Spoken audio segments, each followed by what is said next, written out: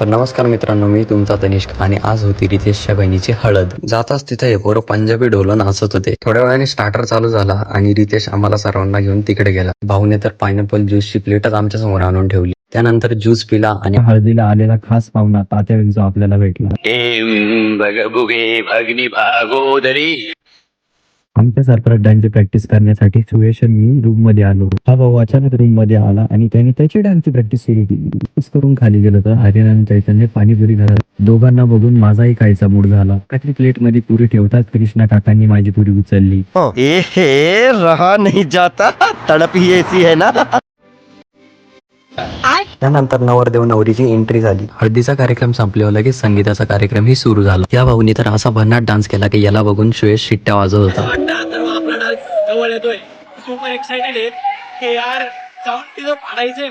Finally आम्ही dance perform करायला स्टेजवर जाणार होतो आणि इथं अथर्व आणि मानसचा वेगळा सीन चालू होता. सो फायनली आम्ही आमचा सरप्राईज डान्स रिव्हील केला. डान्स पण एकदम खतरनाक झाला. पोरं इथे जेवण करत होते आणि हा भाऊ मला म्हटला चौथी रबडीची वाटी घेऊन ये. इकडे जाऊन बघतो तर काय सगळे जेवण करायचं सोडून रबडीच पित होते. सर्व झाल्यानंतर रात्रीचे वाजले होते 12 आणि अनुपचा होता बर्थडे. केक वगैरे कट करून आम्ही त्याचा बर्थडे सेलिब्रेट केला. शेवटला आम्ही पोरं जेवायला बसलो. त्यानंतर सर्वांसाठी आईस्क्रीम आली. जर तुम्हाला हा व्लॉग आवडला असेल तर मला लाईक आणि सबस्क्राईब करा. चला बाय.